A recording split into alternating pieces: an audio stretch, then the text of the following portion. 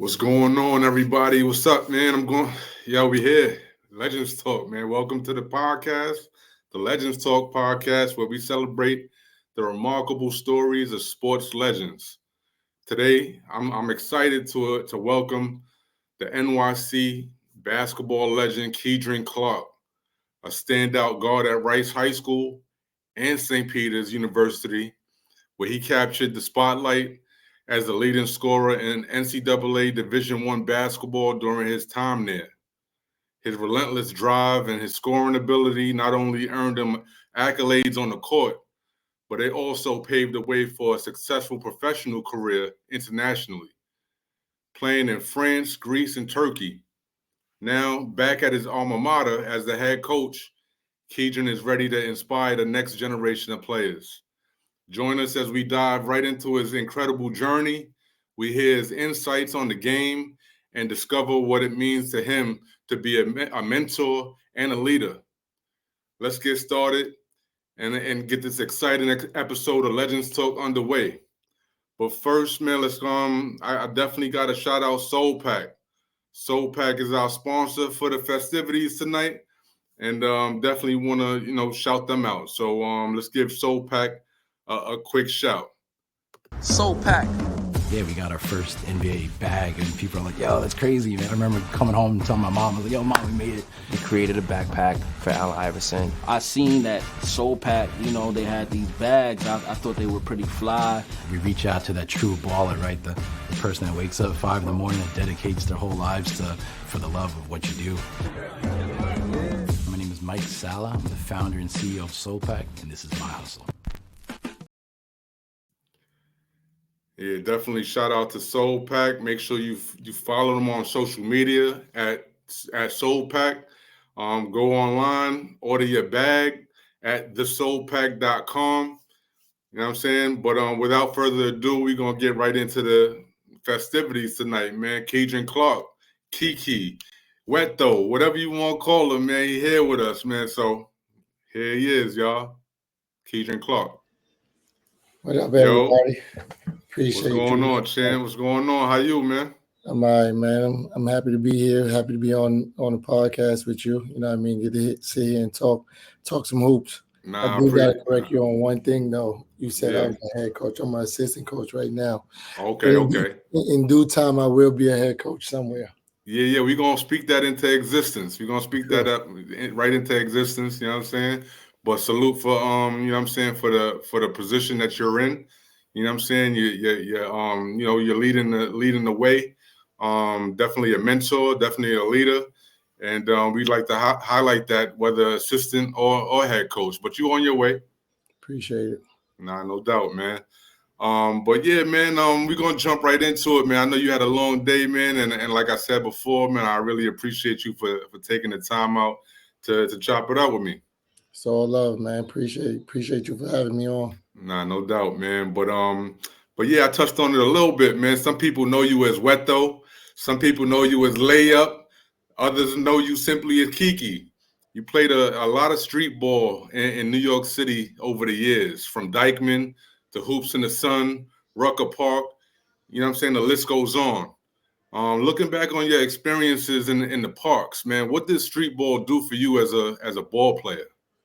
I mean, it helped me develop a certain kind of toughness that I think that you need to become a Division I player and as also a pro. I mean, the battles that you have on a street ball circuit prepare you for anything that you're going to face at a Division I level. You know what I mean? Like the trash talking, you know what I mean? Being able to have to perform, or if you don't, the crowd's going to heckle you. Like all those things play a big part in you going to the next level and then playing in front of 10,000, 12,000, and everybody screaming at you. So like just playing my daily battles growing up, playing against the Kareem Reeds, the antifreeze, the homicides, even my teammates, Steve Burt, you know what I mean? Like the list goes on of how many guys I played against that helped mold me into the player I became and to help me do the things I've done at the college level.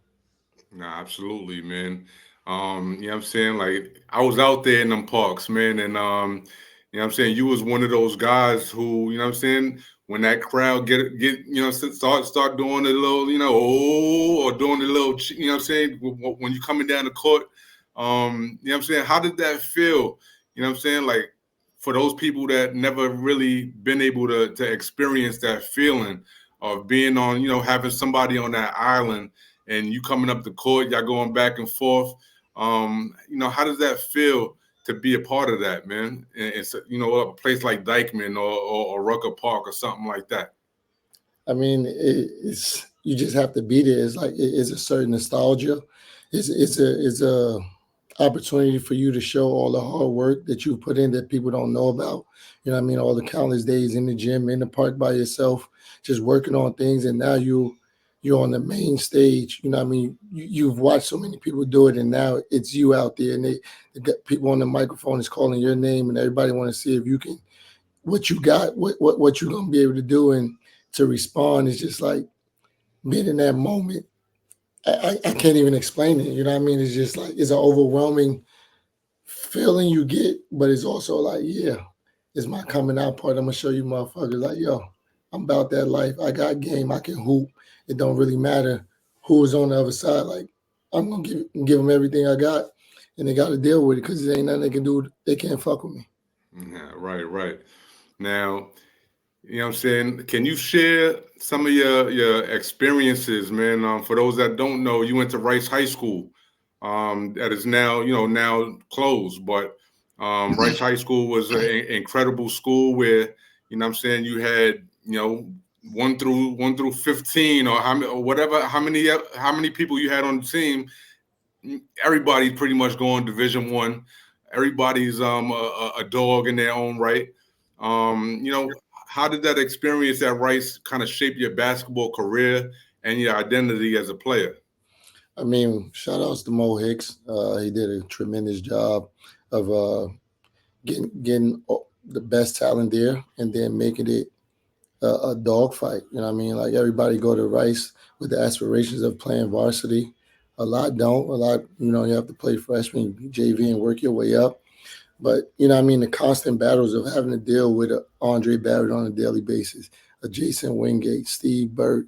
You know what I mean? Like those battles that nobody get to see in that small gym. You know what I mean? Before we start going over the gauchos, those battles, it turns you into a monster, an animal. You know what I mean? Like, you go in there as a freshman, you trying to hoop, but when you get in those practices and Mo is telling you, like, yeah, ain't no foul calls. You know what I mean? Like, this is what it's gonna be. It's either kill or be killed. You know what I mean? It's iron sharpen iron, and you just going in there battling every day. And then once you play against somebody else, you went through hell with Coach Hicks and your teammates. Nobody else can really do that with you once you played against anybody else. Definitely, man. It was an experience, man. I mean, dog eat dog world out there. You know what I'm saying? Everybody competing and fighting for playing time, fighting for, for to be seen by colleges. And what I'm saying, what a time, what a time to be a ball player. You know what I'm saying? But in terms of your, coming up, right? Like, who are some of your basketball inspirations, kind of like during your high school time or even before that, and how did they kind of influence you in your approach to the game? We talking about like guys from New York, or we talking about like basketball, like people in hoops in I general? mean, in general, I mean, it could be, you could be looking up to a guy in the league, or you could be looking up to a guy in the neighborhood. Who was your inspiration for, for getting better and maybe kind of, working out or working hard and trying to get to that next level? I mean, like, growing up, you know what I mean, back in the day, I love to watch Isaiah Thomas, not IT4, the real Isaiah Thomas, you know what I mean, the bad boy days. Allen Iverson, of course, you know what I mean. Then, like, the old heads from around the way, you know what I mean, Sham Guards, the Kareem Reeds, A Butter, like all these guys, just watching them hoop and doing it on that level. You know what I mean? Like, it gave you hope that, you know what I mean, one day that you can you can play at that level or play on the street ball circuit. So just seeing those guys daily, hearing what people said about them, and then just working, you know what I mean? Like, cause I was underrated, you know what I mean? Like coming out, I was a small kid, 5'5", only shot jump shots, so I was just known as one dimensional player. So you know what I mean? Just watching the Isaiah Thomas, see what he did, how he moved, how he commanded respect on the court, like that really like drove me to like get in the gym, you know what I mean? And then having college coaches come to Rice and tell me, "Yo, he's not a Division I player. You're too small. You can't play the point guard." Like those were the motivating factors for me. Like it was some I had to prove. I wanted to prove everybody wrong. Like I'm not just that. I can play the point. I'm gonna be a hell of a player. I just needed opportunity. So And just that opportunity came in the form of St. Peter's. Um, Now that is a Division I program, and but like, what was the biggest adjustment that you had to make when kind of transitioning from high school basketball at Rice to competing at the Division I level at St. Peter's? the biggest transition for me was becoming a point guard. You know Mm, what I mean? Like I said, at Rice High School, I played. You know what I mean? I played 1 year with Andre Barry. Then I played with Jason Wingate, who was the primary point guard. I was just known as a shooter. So going into my senior year, I played with Riverside, and I played uh, with my age group. I didn't play on the Rogers team because I knew if I wanted to get a scholarship, I had to play the point.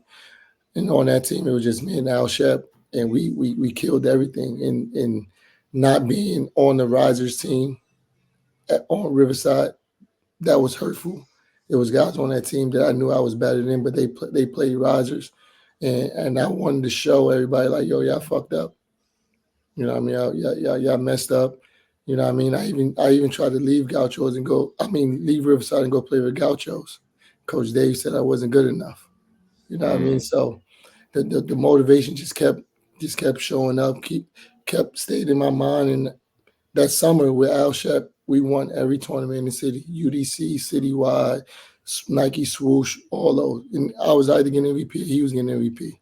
You know what I mm. mean? And then we went down. Then I ended up playing on Riverside's Rogers team, the traveling team. We went down to Peach Jam and we won Peach Jam. Me, Gary Irvin, you know what I mean? Like, so like not playing the point guard and then playing with my age group and not being on the main team with Riverside kind of like helped transform me into the player I became because I learned how to play the point guard spot. So once I got to St. Peter's, it was like I was free. Mo Hicks was probably my best defender, and to win you got to play a role, play my role to a T. But then once I got the Division I scholarship, it was time to show the world like, yo, I really got some fucking game, and I'm gonna show the world. Nah, that's fire, man. You know what I'm saying? When your back is against the wall, man, and people are doubting you, that's an incredible motivation, man. It looks like you took that in stride and you made everybody pay. You know what I'm saying? But there's no secret, man, that you was one of the prolific scorers out there, man. Whether it be in the parks or it be at the collegiate level. Now, in 2004, 2005, I believe, you led the NCAA Division I in scoring, which is crazy. You know what I'm saying? Coming from where we come from, and you know what I'm saying. Just it's an incredible feat, man. What do you think kind of set you apart from other competitors during that time? Everybody saw me and my size and my stature and just overlooked me.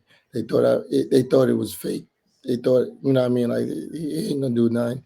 You know what I mean? I joke with people a lot of times and I tell them like all the shots that's being taken now in the NBA and in college, I was taking those back then. You know what I mean? I'm not saying I was the first because Chris Jackson was. You know what I mean? Mahmoud Abdul Rauf, shout out to him, another guy that I watched. So in those shots that I was taking, everybody would say they were bad shots.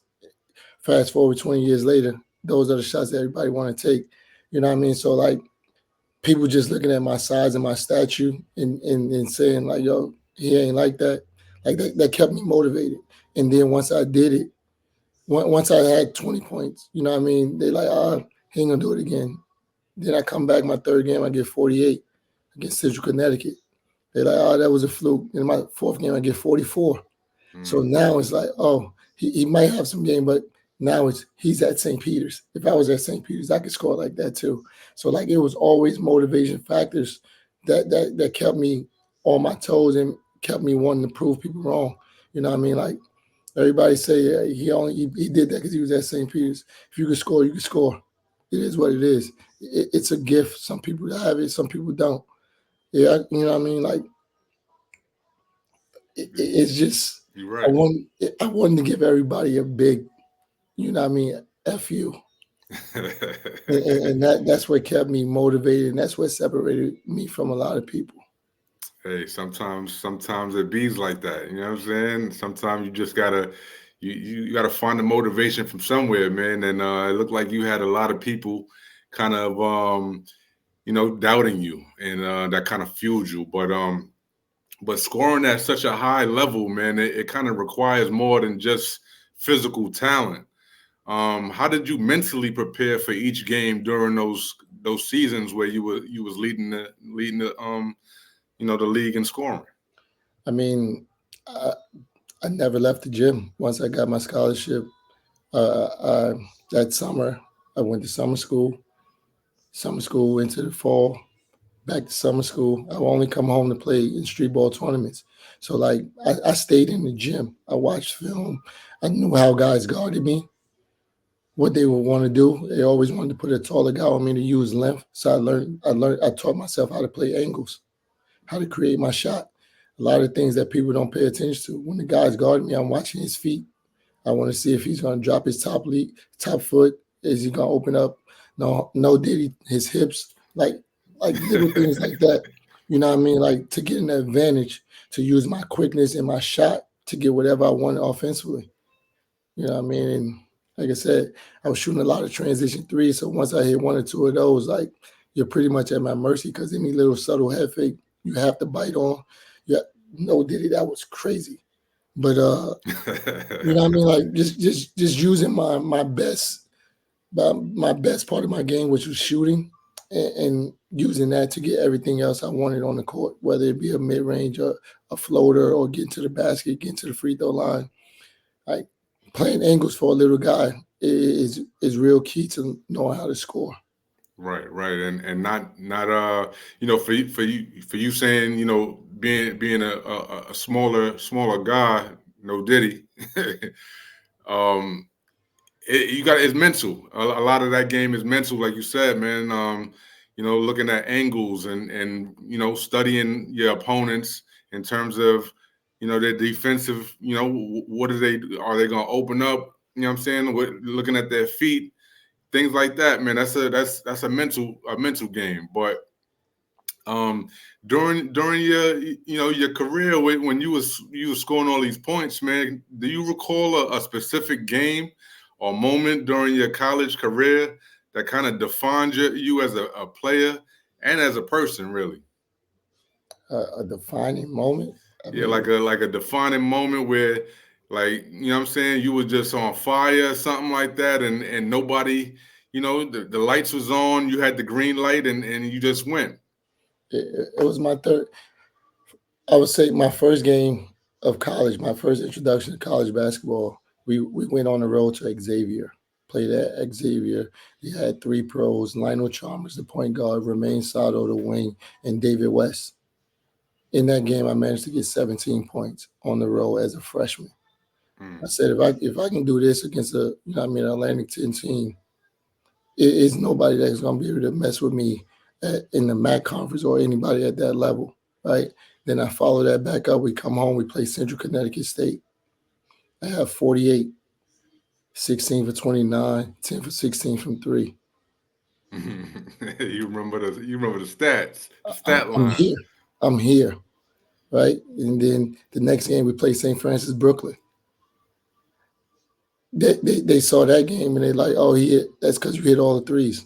Follow that game up with 44, 1-3, 18 for 20 from the free throw line. So now I'm showing I can score in different ways. It's not just with my shooting ability. So, to be able to do that as a freshman, my first three games to be in that order, that was like, yeah, I'm here. I'm a bad motherfucker. Now, throughout your time, right? Like, do you have a favorite? Now, I know you played a lot of basketball, man. You had a lot of teammates, man. But who was your favorite teammate?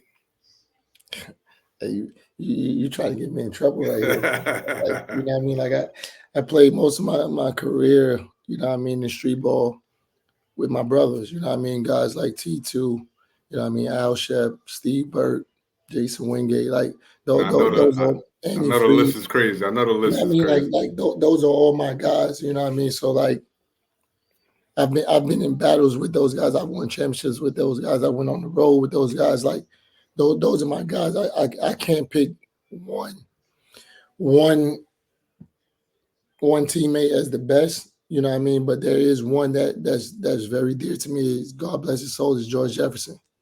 You know what I mean? G Jeff, who, you know, another New York dude, went to automotive, averaged 20 and 18, came to St. Peter's with me. And, you know what I mean? Like we went in there together and he ended up passing away while we was in the dorm rooms. Right. So like, and he God was just bless. like a free spirited person who always wanted me to succeed. You know what I mean? Days that I wanted to get in the gym, he had me in the gym playing full court 1-on-1. You know what I mean? Telling me I got to do this. This is how you got to do it. Like giving me added motivation to go out there and, you know what I mean, do the things I did. So, you know what I mean, with all due respect, he would probably be like that one teammate just because the bond we had, and then like him tragically leaving, you know what I mean, Right. passing in his sleep in the dorm rooms, like that to me is like someone I would say it, you know what I mean? But you know my guys, you know my brothers are who I played basketball with, so those Right. guys are always up there too. Right. Right. Nah, that's God bless his soul, man. Um, Now, you scoring a bunch of points, right? You also, you also are establishing yourself as a leader during this time, in college. How did that kind of impact your teammates in terms of, in terms of establishing yourself as a leader? And you know what I'm saying? Like, how did that go in terms of you becoming more vocal and things like that? Like, was it a difficult thing to, you know, to be the leading scorer and to be like the vocal leader on the team, or was it, kind of a natural thing for you? It was a natural thing. I mean, I went to St. Peter's the year prior to me arriving. It was 4-24. Hmm. I'm coming off winning you know what I mean, a city and state championship 29-2. I'm coming from winning. Y'all are losing. So whoever was here, I'm coming in with the mindset like we ain't losing no more. You know what I mean? Like whoever's here, so be it. We gonna compete. We gonna compete every day. I'm gonna make you better, and I'm gonna get better. And I went up there with that mindset from summer school, and after 3 days of pickup, it was kind of known like I was gonna be the guy. Like the things I was doing to the guy who thought he was gonna start, it just wasn't even. Right. Now, this next question, right? I want you to be as honest with me as possible. I know you always honest with me, right? But I want you to be as honest as possible, right? Like, so you leading the nation in scoring. Like, it comes with its own pressures, right? But how did you handle those expectations from, the fans, from, and even yourself? Like, you know what I'm saying? Like, you want to kind of maintain that you know that level of scoring? Did you want to maintain being the number one scorer in the nation, or did it just come natural and it is what it is? Or did you like, oh, I gotta drop 40 today? You know what I'm saying? Or I gotta drop 35 to still be in that number one spot. Did that play any any factor in your play or in your mind? Nah, I'd never put that pressure on myself. Yo, I got to go out and get 30. Nah, I didn't. I knew I worked my ass off, and I knew it was going to show. You know what I mean? Like I used to get screamed at by Coach Lecky and Coach Cook because I would come out in the first 7, 8 minutes. I wouldn't even take a shot. because I knew how important it was to get my teammates going. Because I had the basketball, so I was gonna be able to get my shots whenever I needed. But I needed my teammates so that can allow me to have one-on-one opportunities. You know what I mean? Right. So like game to game, I knew what the hype was, and I knew how the other team player, best defender, was going to approach it, or I'm gonna shut them down. So they would come out physical, trying to rough me up and all this. I don't care. I know you're gonna do that. I'm playing decoy. All right, cool. You got it. I'm going through the motions, whatever, passing the ball. And by the time we look up at the first media, they think they're doing their job because I haven't taken a shot. I'm not looking to score. And then now they get to chirping. Now they talk, oh, he ain't like that. He ain't really got game. And now the switch goes on. Like I'm just conserving my energy because I'm playing 40 minutes a night. I can't come out on go time from the jump. I got to conserve the energy. So I'm going through the motion or whatever. Whoop, whoop, whoop. I see what's going on. Still 1 point. You know what I mean? Quick little transition three, get it going. And then we just start playing from there. But I never put pressure on myself. This game I got to get 40 to stay in the top ranks. Nah. Right. It's going to be what it's going to be. I knew where my shots was going to come from. I just had to make them. Right. Now, anybody that touches a basketball, man, dreams of one day making that league. You know what I'm saying? That NBA. Was that in your mind at all? Like, I mean, you're being mentioned on ESPN and things of that nature. With the likes of those people that are going to the league, and you know what I'm saying? Did that, like, how was that in your mental? Like, was that still on your mind?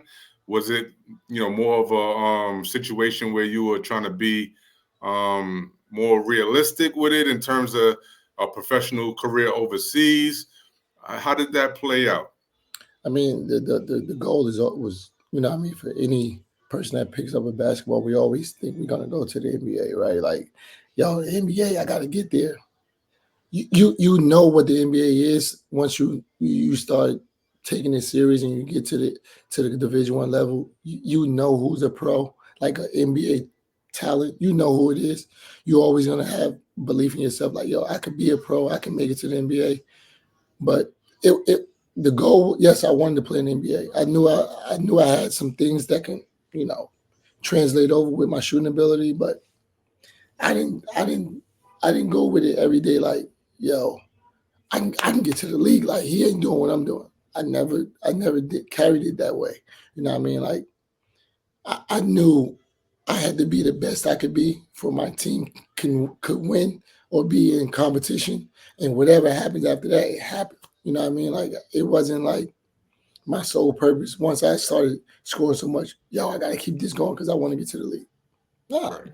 it's gonna be what it's gonna be. I'm gonna enjoy this opportunity I was given, because you know what I mean. Like, everybody that recruited me said, "Yo, sophomore year you'll play, junior year you'll play, Right. freshman year you know what I mean. You're gonna sit the bench."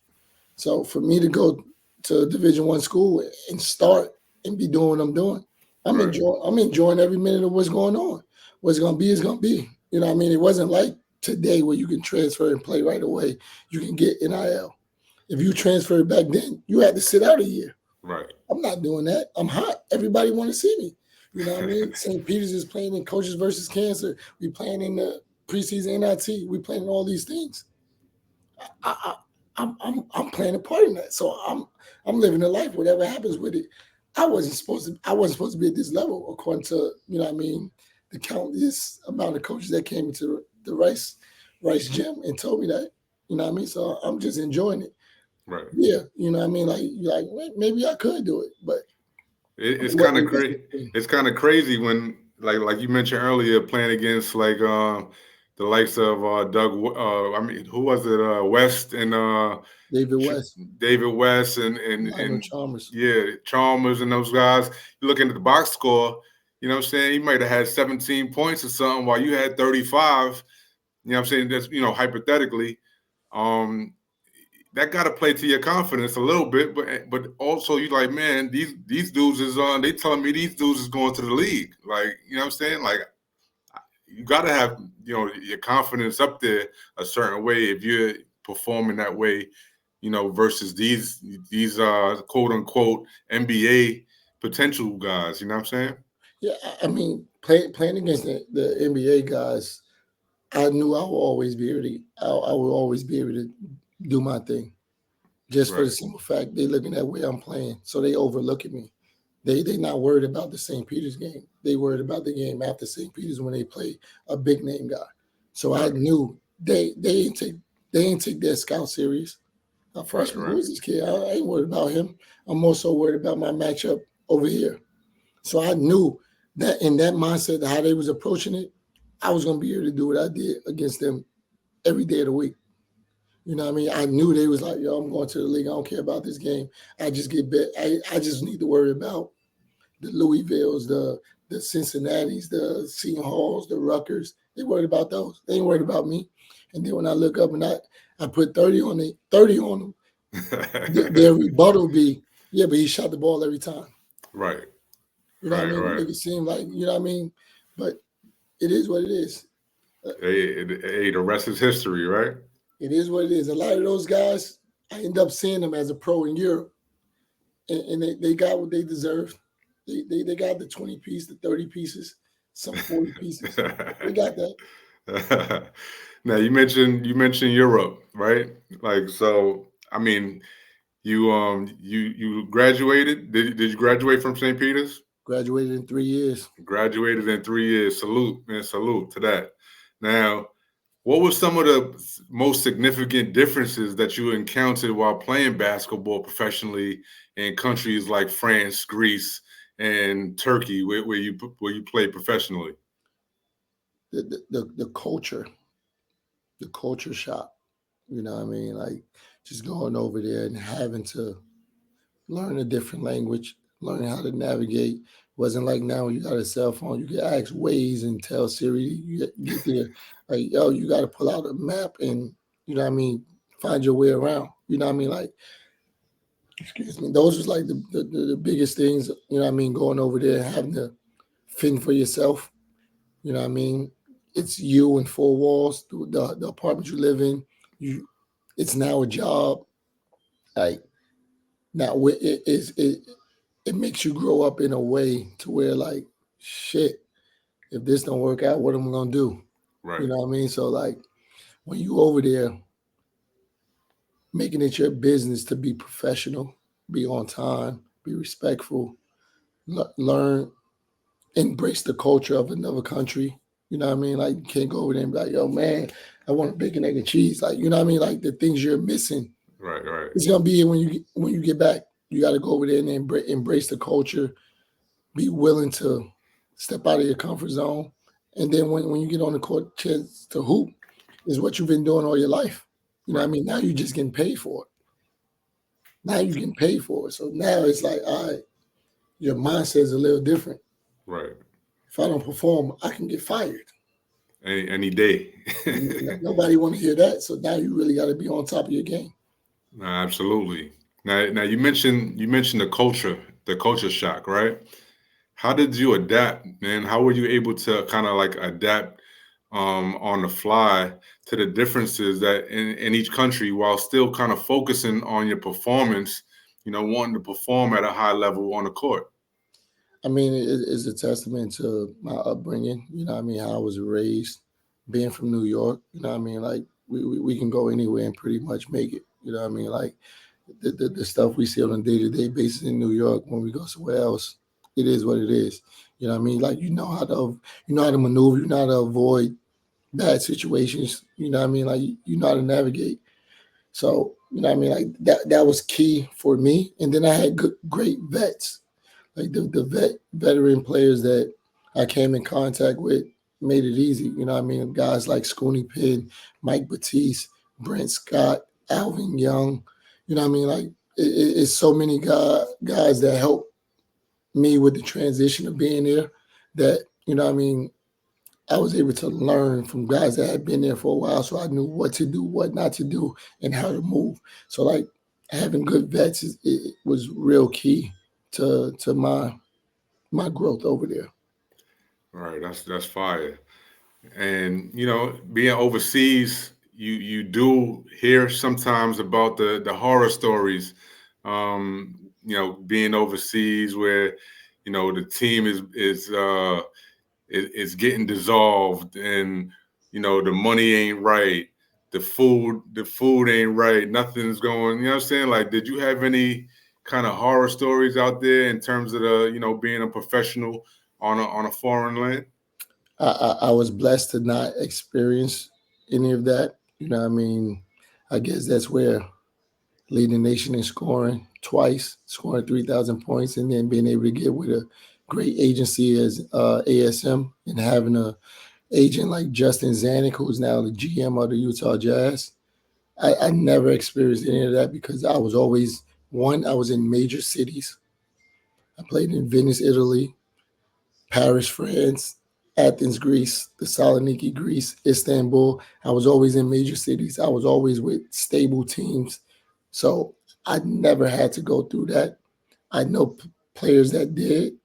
I've heard their stories. I've been there where other guys weren't getting their money, but I never experienced it, so I can't speak about it. You know what I mean, for my personal self. But I've heard some crazy stories, and yeah, it's not easy. It boils down to being able to have an agent that's going to work for you and put you in a situation where you're going to win, and not just sending you somewhere so they can get their money. You know what I mean? Because a lot of agents, once they sign a contract, you say you go to Bulgaria, you sign for 50,000. They get their 10% off rip, so they can care less what your situation is like because now they got 8 more clients. If they do that with 8 more clients, they have 40 grand before they even get Right. to the new year.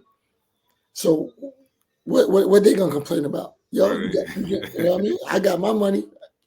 You gonna Right. figure it out. You know what I mean? So it's like it all boils down to having a good support system, a good agent, and knowing where to go and where not to go. So yeah, definitely, man. Yeah, I definitely heard some horror stories from some of the guys that I had the opportunity to interview, and some of them had some crazy stories, man, where the team dissolved and it was time to go. The money they wasn't picking up the phone, like things like that, man, which is crazy. Even now, I'm if you go online on Instagram or something like that, you see what like a guy like Noah Vonleh is going through in China, having to sleep in the lobby at a hotel and things like that. Man, it's just crazy to me, man. Especially being, American, and you being out there on your own, pretty much. Yeah, I mean, like I said, it boils down to having a good agent, Right, right, being a good person. You know what I right, mean? Granted, there's some situations where a team might be good, and then financial crisis happen, and they don't have no money. You right. know what I mean? And the best thing you can do is leave the situation, right? Like if I'm on a team and I've been over there for 3 months and they ain't paid me for 2 months, I'm a fool at this point, right? Yeah, yeah. You got to get on that phone, like, You know what I mean? Like listen, at this point, like find me that's a another loss. spot.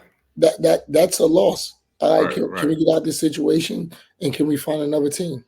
right, If they're right, not gonna pay me, tell them to release me. Now I get a lawyer, go to FIBA and sue them for that money. right. But you know what I mean? As a rookie, you don't have those means to get a lawyer and then go fight the case because with the whole thing fighting for your money, you got to put up your side of the money, and then if once they send the paperwork to them, if they don't respond, you have to put up their side too, just to get the case in court Right. with the hope of you winning it. Because if you don't win, you did all that, You you don't get nothing. right. You out. You know what I mean? So Nah, it's that's crazy. it's a tricky situation. Granted, I never had to experience it. I was always in good situations, and I was always hooping too. I was Hey, killing. So hey, once you hooping, they treat you good. they wanted me on their team, so they would make sure I was right. Now you had a pretty lengthy career overseas in those countries that we mentioned. Um, what are some of the lessons or experiences from your time playing in those countries that you believe can influence your coaching style today? I mean, big over there in Europe, the game is basketball, but it's a little bit different. You know what I mean? Like over here, we're playing for the oohs and the ahs, right? We want the excitement. It's entertainment. Right, Whereas over there, it's like every possession matters. right, You know what I mean? Like if you watch the Olympics, like that's ideally what it's like. Everything matters. Every point, every possession matters. Everybody has to be bought into what's going on and sacrifice for the good of the team. Whereas here, you know what I mean? Like you see where you, if I ain't getting the basketball, I ain't getting 20 shots, I ain't scoring 20 points, I'm gonna leave. I'm gonna go to another AU team and the right, next AU team. So like being over there, it teaches you you it makes you grow up. It makes you see the game in a different light to where it's not always about me, me, me, me. What can I do to impact the game for the team to win? let's get this And, dub. Let's get this W. and over there, that was like one of the biggest things, like understanding like on good teams in Europe, guys ain't averaging 20 points. It's about winning. Because now if we win, we get bonus money. You know what I mean? Like qualifying for EuroLeague, qualifying for this. Like we want to win. And when we win, we all get paid. Right. You know what I mean? So it's just sacrificing for the good of the team so that we all have success and then we can all go our own way to elevate and get more money or go on a bigger team and this and that thing. Right, right. Now, as your career overseas came to a, started kind of coming to a close. How did you know that it was time to, to kind of move on? Was it a situation that happened, or was it, just kind of like, you know, everybody's different, but how did you know that it was time to kind of move on and find, find another something else to do within the game? I had three major injuries in a row. I ruptured. I was playing in Turkey uh, right before the playoffs. We was in first place. I ruptured my Achilles. Mm, Have the surgery out there, rehab, come back in 6.5 months, go to Greece, playing there, playing well, back to my normal self. Rupture my quad, rehab again, bust my ass, come back 7 months, go back to go back to Greece, win a championship, fresh off an injury, lead a team, second division team to a championship, get to the first division, playing well, playing against Z Knicks from Brooklyn. Last 20 seconds of the game, I make a move, get to the free throw line, pull a piece of the bone off my kneecap. mm, At crazy. that point, it's like, yo, your body is telling you it's over. Rehab, get back, come home, get right into coaching. I want to still be around the game. So, like, having those three injuries in a row was like, it's time to hang it up at the professional level. If you want a quality of life, you got to walk away. You know what I mean? Granted, it wasn't the way I wanted to leave the game, but It was more so like that. Like, listen, I'm not gonna be doing this rehab thing again. It's a long, arduous situation, and or did you get back and saw yourself moving, maybe a step slower, or what I'm saying, or did you just kind of get injured and say, all right, this is it? once I got injured the third time, you know what I mean, I rehabbed and got it back right. The thought was going back over, but then also my kids was at that age where they were coming into their own. My oldest son was playing soccer. My daughter's in gymnastics. So it's like, do I want to leave at this point? They used to seeing me every day now. Right. So it's like, nah, you know what I mean? I've been here. I enjoy waking up and seeing them every day. They enjoy seeing me. You know what I mean? So it's like, yeah, I can still go back and hoop, but is it worth leaving my family again? You know what I mean? I was blessed to do 13 years. Right. So at that point, like, what is it? What are we doing it for? You know what I mean? Just to say I can still do it. It's cool. You know what I mean? It was fun. I enjoyed it. I had a hell of a career. It's time to be a husband and a father. You know what I Right. mean? Right. So that, Right. that was more important. Salute for that, man. You know what I'm saying? Incredible career. You know what I'm saying? Overseas, domestically, you know what I'm saying? You did your thing. And I mean, I guess that was your motivation, right? That was your motivation to kind of hang it up. But did you know, all right, I want to go to my alma mater and you know, take the role as assistant coach or, um, when did you kind of know it was available for you, and how did that kind of happen? Like you going full circle back to your alma mater. I mean, shit. Once I retired, first, like, I was I was sick. Like, I didn't know what I was gonna do. You know what I mean? Like, around the house, like, damn, I'm home. Like, what I'm gonna do? What I'm gonna do? And then there was a high school coaching job at the master school in Dobbs Ferry. Yeah. I applied for that and I ended up getting the job. You know what I mean? So once I got the job at that high school, it was like, all right, I'm a head coach. You know what I mean? It's my own program. I get to get experience. Let me see if coaching is the way for me. Year one goes, all right, I could do this. Year two, COVID hits. Year three, you know what I mean? We have a season. We wasn't that great, but we had a good season. After that, St. Peter's goes to the Elite Eight. Shaheen Holloway, you know what I mean? He leaves, go to Seton Hall, new coach there. I'm reaching out, you know what I mean? You know what I mean? What is gonna be? What is gonna be? Kashif Cash hits me like, yo, I can make an introduction to Coach Bashir. Mm. I say less. From there, you know what I mean? I met with Coach Bosch. That's And that then right. That's that rice. See, that's that rice connection, man. You never know. You never know when people can, from your history, can link you with mhm. other opportunities, with other, introductions, things like that, man. So that's incredible. Yeah, Shout out to Cash. so from that, you know what I mean, interview, got the job, started out as player development, you know what I mean? Year one, year two, same role. And now I'm in year three, and you know what I mean, I'm assistant coach. So, you know what I mean, but it was all through connections, through the brotherhood, being a good person, respectful person, having relationships, and it led to the opportunity of me being back at my alma mater. Fire. Well, I mean, no better place to make it happen.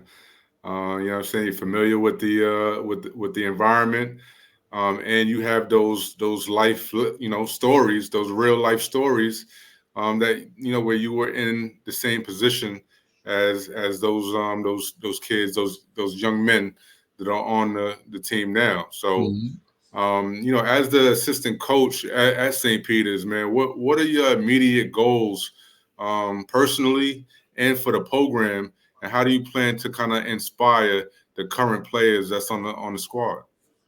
I mean, it, the the goal is to get these guys better every day. You know what I mean? Starting out in the role that I was in, out player development. You know what I mean? So it's getting these guys in the gym when they don't want to be in the gym, Right, putting them through the ringer, giving them the game that nobody taught me, like the little things that I had to figure out on my own. You know what I mean? To help situate them so that they don't have to go through it the way I did. right, They get to hear it from someone who actually went to the same school, who was in these same hallways, who was in that same locker room. You know what I mean? They get to hear it from me daily, and I get to show them every day because I'm on the court. I be handing out work to them on the court every day right now at 40 years old. You know what I mean? So it's just a you know what I mean that they too can make it to the professional level out of St. Peter's. You know what I mean? Like when they see me, I want them to know, like, yo, it's possible that you can become a pro out of St. Peter's. Look at me. I'm walking proof, living proof that from this small school, you too can go on to have a long career in Europe. So that's like the goal for me. That me myself and my story is a motivation factor for them to want to get better and work their ass off so that they too can go and enjoy life with basketball in another country. Right, right. And I always say, use basketball. Don't let it use you. That's a fact. Definitely, man. You know what I'm saying? But I'm assuming that from assistant coach, from player development to assistant coach, the kind of the next couple steps, man, is probably going to lead you somewhere where you can be a head coach. Is that? Do you see that in the in line for your career, and whether it be at St. Peter's or elsewhere? Would you entertain being being a head coach? Some people don't want that pressure. But maybe it's something that you see for yourself. Yeah, for sure. I mean that goes back to like making it to the NBA, right? Like you always have a goal. You always see yourself in that light, and it's already written. One day I will be a head coach. I wholeheartedly believe that. I believe I have a lot to give to the game. I think my knowledge, my IQ is where it needs to be to one day lead a program, whether it's at St. Peter's or wherever the case may be. But in due time, I will be a head coach. No doubt. We already spoke it into existence, so you know what I'm saying. We can't go back now. Nah, for sure. I mean, story of my life is always proving people wrong. So Absolutely. why stop now, right? Sky's the limit. Sky's the limit, man. For But sure. you know what I'm saying, Keydren, you had an incredible career. You know what I'm saying? I started this platform because I wanted to give guys like you, their flowers. I wanted to, you know what I'm saying, acknowledge you guys and you personally right now, in terms of what you brought to the table in terms of you being a professional, you being a person that persevered through obstacles, things like that.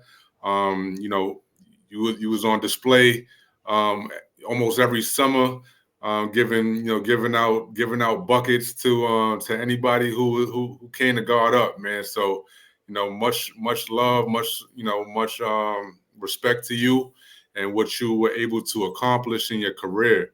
Um, with that said, what legacy do you hope to create, man? At St. Peter's or elsewhere, both as a coach and as someone who has a deep connection to that, to coaching and your love for the game. It's, I mean, my my legacy is for people to tell my story like we're doing right here. You know what I mean? I think I've done a lot with the game of basketball, coming from nowhere, not being ranked, busting my ass to being one of the top scorers in Division One history. You know what I mean? In 4 years, not 5 and 6 and 7 years like these guys are getting, to score 3,000 points.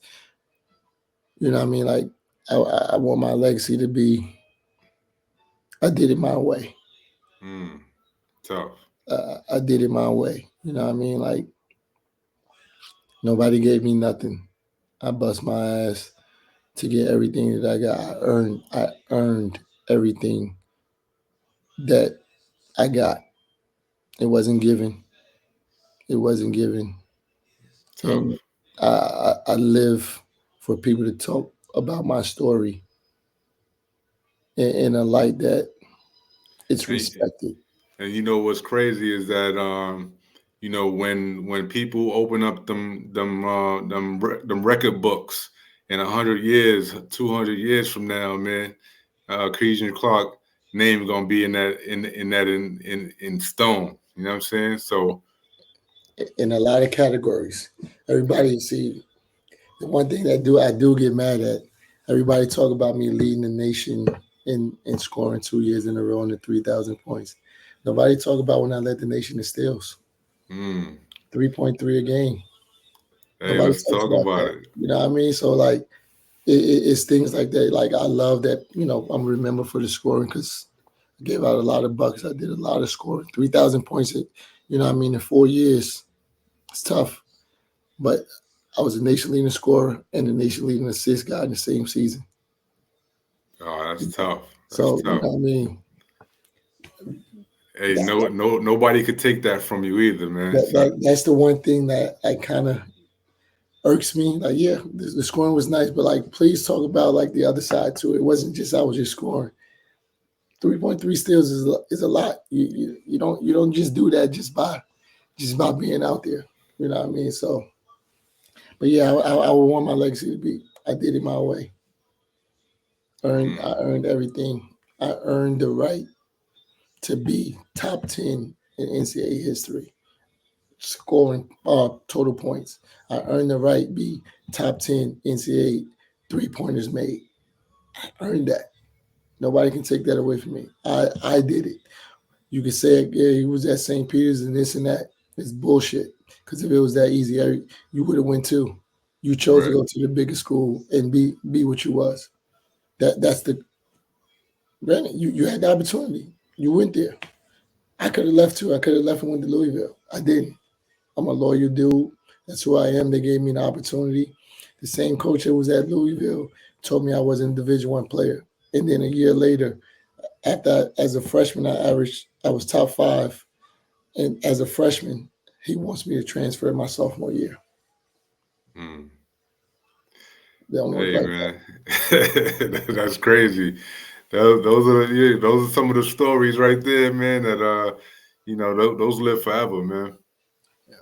Those live forever. But man, yo, Keydren, man, Kiki, I appreciate you taking the time out, man, to come chop it out with me, man. Really appreciate you. Your story is incredible. Like I said, man, this platform is for guys like you who bust their ass on the court, and you know what I'm saying, and really put in that pain, those that blood, sweat, and tears on the court, to get where to get to the heights you've achieved. So I appreciate you, man, and you know what I'm saying, we definitely gonna stay close to see what you got going on in St. Peter's, man. We wish you guys much luck and success, and yeah, man, appreciate you. Appreciate you for having me on here. St. Peter's, man, we're about to run it back. We're about to run it back. We're about to run the back, man. Be on the lookout. Come see us. Anybody that you wanna shout out, man? You wanna shout out any of your team, your fellow coaches? Here's your time, man. Where can people find you? You know what I'm saying? If you want to shout out your social media handle, I don't know if you want to, anybody to follow you or anything like I, that. I'm a quiet dude, man. I stay out the way. You know what I mean? I stay out the way, stay low, keep firing, and then just pop up. And you know what I mean? Like, what happened to him? And then you look on the TV and I'm there. You know what I mean? I just stay out the way. I'm a quiet dude, humble dude. I stay in my lane. I can dig it. I don't need all the extra stuff. That's not my thing. You know what I mean? But I'm always around, but I'm never where everybody else is. I'm Right. always Ah, opposite of all the man. noise. Yo, Kiki, much love, man. Appreciate you for tapping in with me. Appreciate you, man. All right, champ. All right.